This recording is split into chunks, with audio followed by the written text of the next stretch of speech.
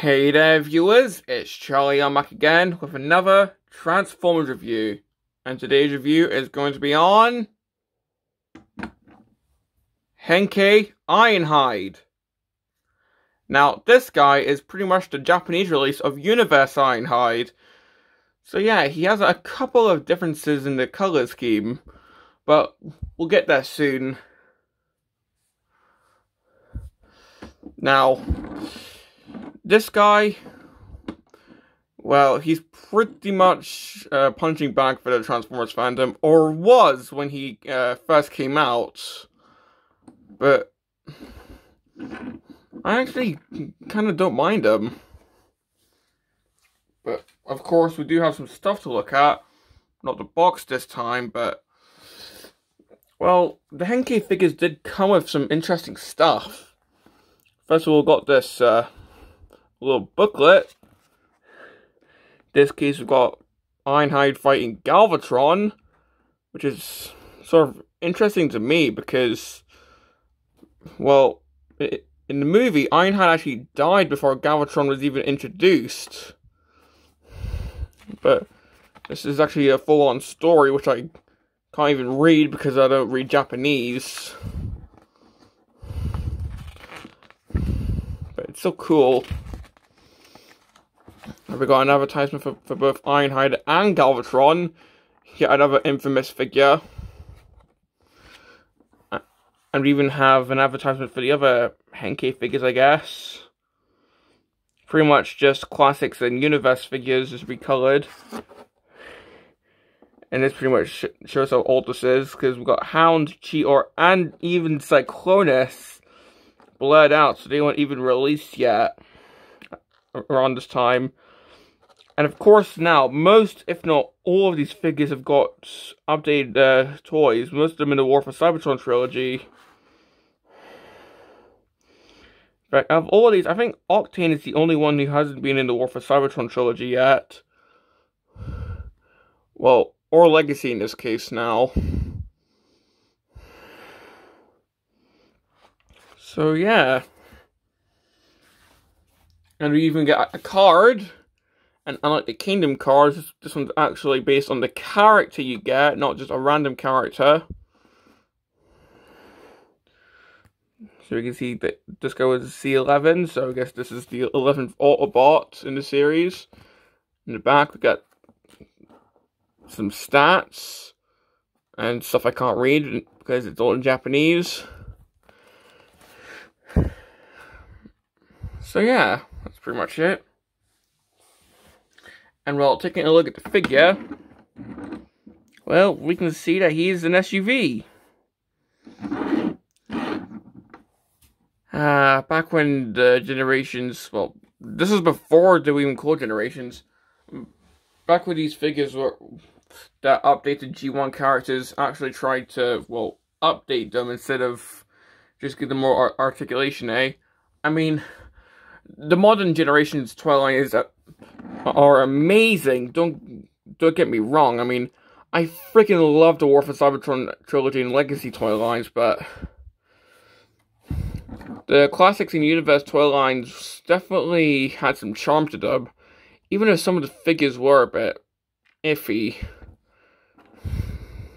And that brings us to Ironhide here, because back when this guy was released, he had a bit of a rocky time. I mean, just look here. It looks like a Street Fighter character got to him with all these cracks here. It's almost as if, like, he crashed and just continued driving or something. I mean, of course, these are panel lines, but still.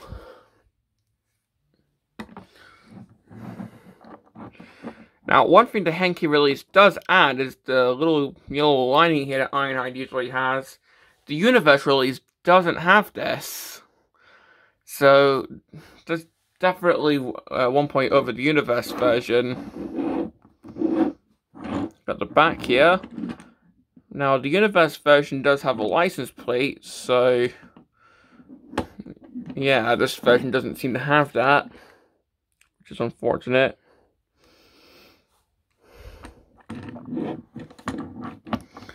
the other side, we got that same weird panel lining, and well, the windows are a bit mismatched, because the back windows are just painted on, whereas the front ones are all translucent. And thankfully, unlike modern figures, I haven't heard any horror stories of this breaking. I mean, it's like a 10-plus-year-old figure, so at least it's steady. Unlike Studio Series Jazz, for example.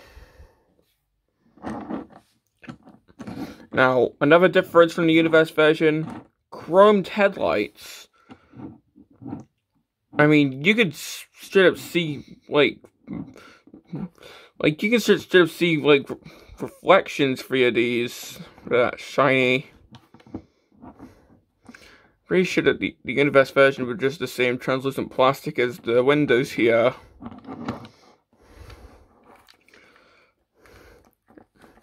However, the roof, I have heard that the paint can be a bit, well, sticky feeling. Whether or not that's true, I'm not sure, though it must be. Because I did read about it on TF Wiki, and I was a bit concerned. However, on my copy, the paint on the roof is actually pretty durable. Doesn't feel sticky whatsoever, so I guess it's a case on your mileage may vary. I'm not sure. Now, the underneath, well, we actually get to see his weapon. And this is something that you don't see anymore, well, that often. Hidden weapon storage. Nowadays, the weapon is usually just plunked on top like this. This is usually how you see weapons on figures nowadays in vehicle mode, not hidden underneath the vehicle, which, I mean, I don't mind it, but usually, like, would you really see an SUV with a Gatling gun on the top, like, in public? No, so the fact that this can actually be hidden underneath is definitely appreciated. And while taking a look at the weapon, this is actually sort of cool because it can swap between a Gatling gun or a knife. I mean, why would Ironhide use a knife? I'm not really sure. So if anything, it can sort of, I mean, if I had Ratchet, well, Universe or Henkei Ratchet, I would use the blade for him, because, you know, then he could, well, you know, he's meant to be a medic. But for the Gatling gun, this definitely fits Ironhide. And once again, this is all chromed, something that the Universe version doesn't have. And well, I'll just set this off to the side, because the only thing for the vehicle mode now is the comparisons. So first of all, here we have Combiner Wars Ironhide. And you can sort of see what I mean with the weapon storage. I mean, it's not bad, but it's still kind of blatantly obvious.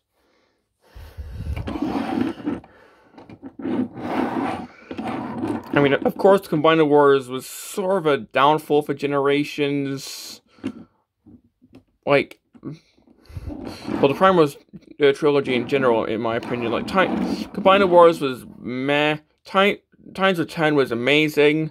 And Power of the Primes was definitely a downgrade. But, yeah. But, well, here he is with Airfry's Ironhide.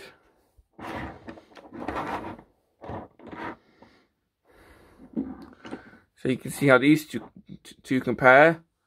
And you can definitely see that the shades of red are a bit different. Like the Airfry's figure, well, if you count like the main red on like the roof and all that, it's definitely a much darker red. Of course, this guy does have like 3 different shades of red going on, so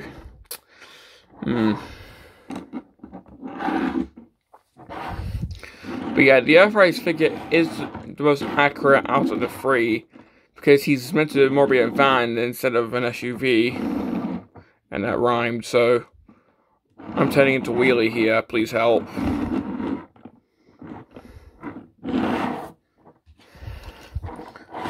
And in fact, if I just get them all here in the chronological order of release, you can see how we've come when it comes to, well, posable G1 Ironhides. Me personally, I know that he's not the best, but I do quite like the Earthrise Ironhide, and he's my favourite out of the three. Sure, he's got the parse-forming roof, the reds aren't all the same, and he is online exclusive, so he's extremely hard to find. Plus, there is the rumored Studio Series 86 Ironhide that might come soon. Not sure about that, but I still really like this figure. Well, that's pretty much it for the vehicle mode. Let's get onto the transformation. Now, to transform this guy, well, if you haven't already, remove the, I guess, Gatling gun blade weapon from the underneath and just set that aside for now. I accidentally bashed the figure on the table while you tried to raise the camera up.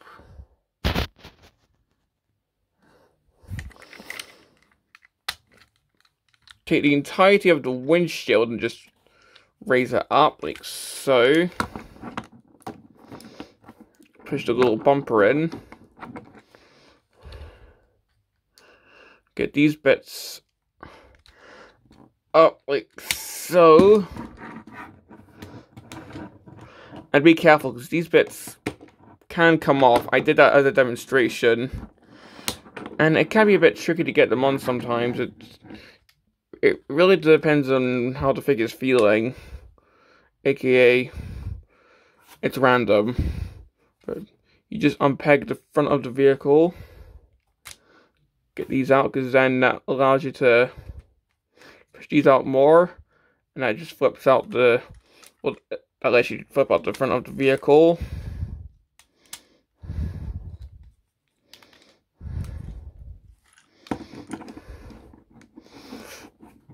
Push these in, so with the legs all done.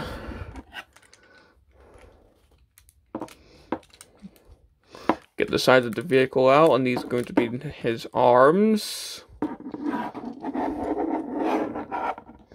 Let's just do this now. Fold this into the waist section.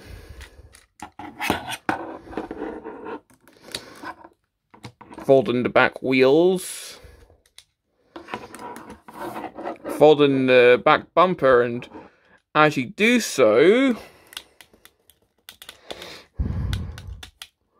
realize that you did this wrong. It's always on camera.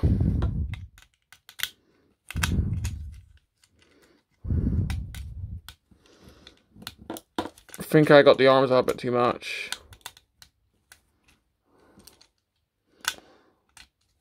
There we go. So get the back bumper down, and as you do so, it flips out this Ultimate sticking here as a bit of automorph.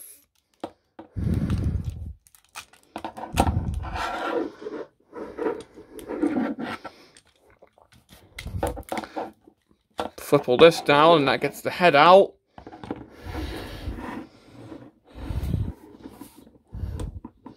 Flip around the arms. Get them down, just rotate the forearm.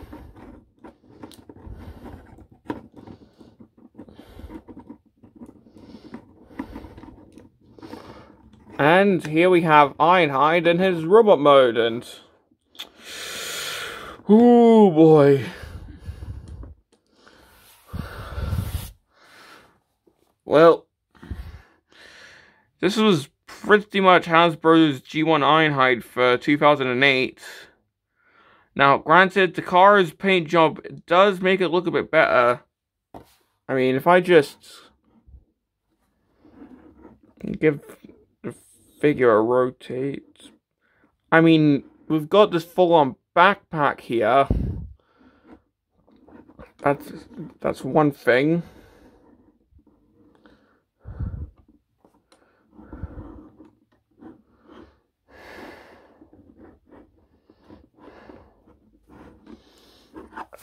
Taking a look at the head, I mean, people have complained that he's sort of looking down into his chest, and I can kind of see it. And even with the universe version, the face was colored blue, as if he was like choking to death.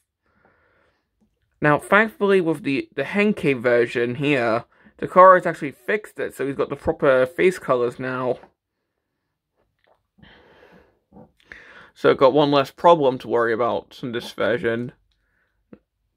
Now we've got some light piping here, although kind of blocked off here with this freaking back panel. So if you want some true light piping, you kind of have to turn his head.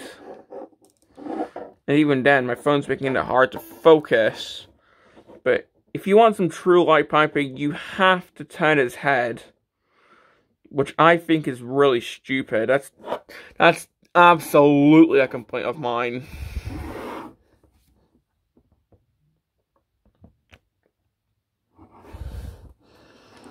Another complaint that I have. You can rip his arms off really easily. I mean, they're just on little pegs.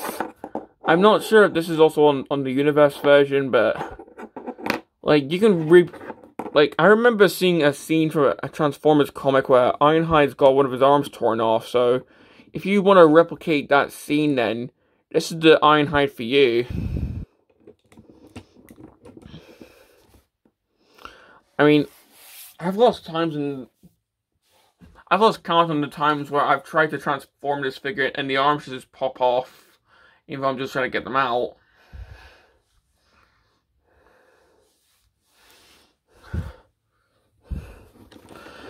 Okay, let's try and think of good things about this figure. Or at least interesting things. Well, the back of the vehicle forms his chest this time instead of the front. That's definitely unique. It's not often that Transformers have the back of the vehicle form their chests. If anything, the only other figure I know that does that is RTF Sideswipe.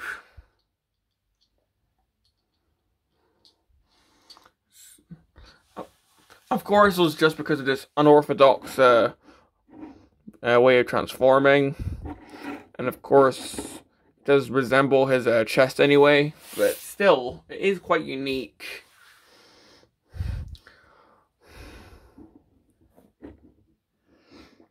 I mean, you know, me sitting here and praising it, I'm starting to think he looks a bit tubby now. But let's just move on before I get caught off with fat shaming. Weapon compatibility. Well, if we just get the Gatling gun sword out, the instructions tell you to just flip up the hand and just attach it on. I mean, sure. Although it's a bit loose here. Although the looseness is probably because I was not tapping it in right. I mean, you can't do that, although he's just got this wrist right on the side of his arm. So if you don't want that, you can... What you can do is you can plug it into his hand directly. It's a bit tricky to do, and it might actually wear out the chrome, so you're probably better off doing this on the universe version. But if you don't want the hand showing, then you can do this. So yeah.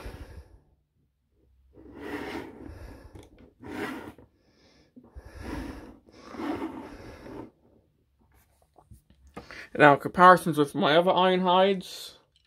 Well, here he is with red off-road.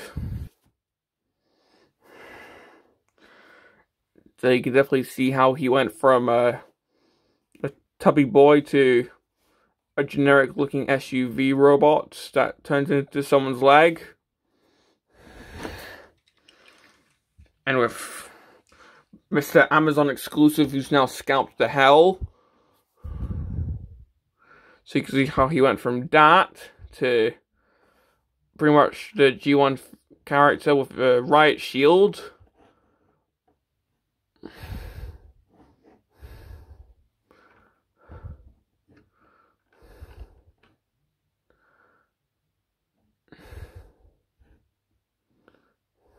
So yeah.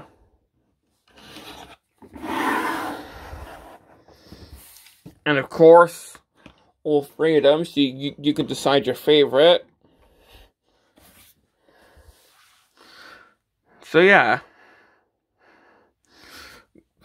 Gangly proportions, plus a weird vehicle mode with panel lines and a weird weapon, or it's in my opinion. Generic combiner limb that just so happens to resemble Ironhide. Or hard to find store exclusive with a shield, who's pretty much a retail of a pretty decent Cybertronian vehicle, which I don't have, but well, you know, I mean. So yeah, which one's your favorite? Me personally, I think it's just this one, but that's probably just me being biased because I just love the War for Cybertron trilogy.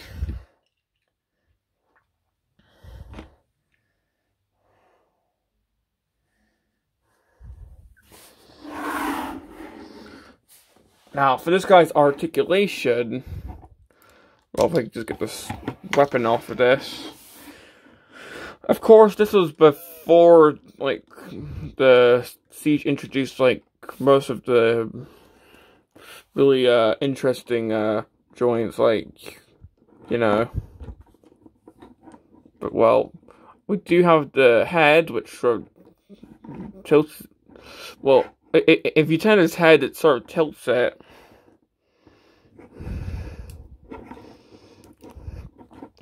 His arms can move, although it does sort of get in the way very slightly there.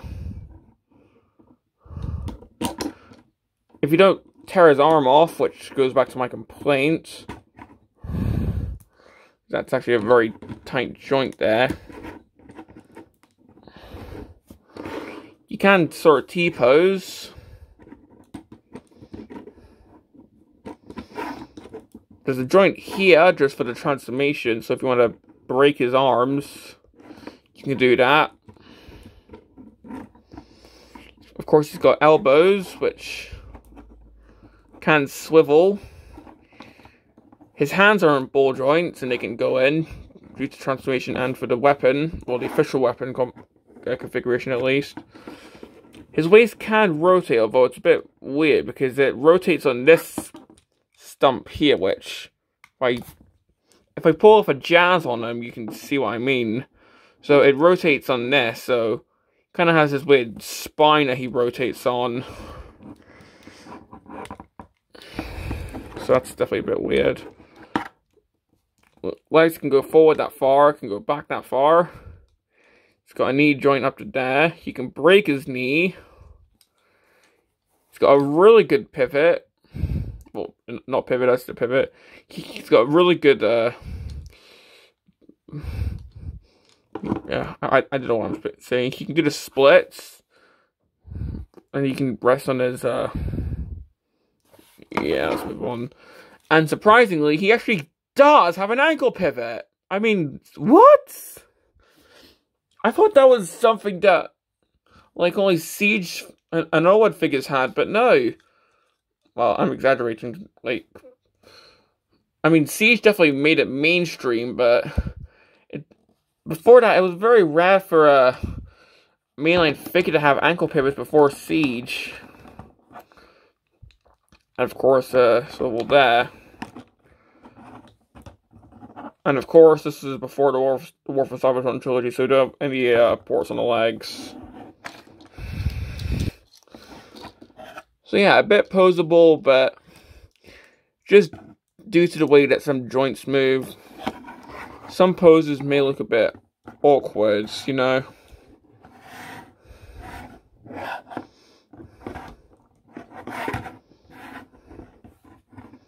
But well, that's pretty much all I have to say about Henkei Ironhide here. Complaints? Well, the panel lines in the alt mode is definitely annoying.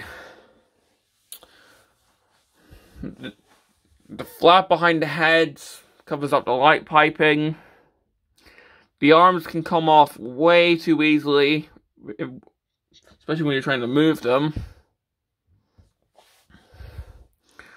The waist articulation is awkward, the backpack is awkward. The posability is a bit awkward as well, just due to the weird proportions. Yeah, people have complained about this figure to no end, especially when the figure was first released. Granted, this release does fix some things like the blue colored face. But yeah, overall, this isn't really a good figure. In fact, the head looking down thing, I forgot to mention, there is a fan mode that sort of fixes it so he can look forward, but it just makes him look a bit more flabby, so to be honest, I don't really feel like showing it. There's other videos that show off better, so let's just finish it off. So, do I recommend this figure? Well, if you're back collecting and you just really want this figure, then, well, sure. Because, to be honest, my favorite bit about this character, well, and not character, my favorite bit about this figure is just the alternate mode. Sure, it's got the panel lines, but I just think with that yellow stripe added and the colors, it looks nice. But the robot mode definitely falls flat in my opinion. If you absolutely must pick up an Ironhide, go for either the Earthrise version, well, if you're extremely rich, or just the Siege version. Or if you're watching this in the future, the Studio Series 86 version. I can't wait for that comic to age horribly. But yeah, this isn't really one of the best figures that Hasbro made back in the day. So, yeah. But well, this has been my review on Henkei / Universe Ironhide. And this is Charlie Young, signing off.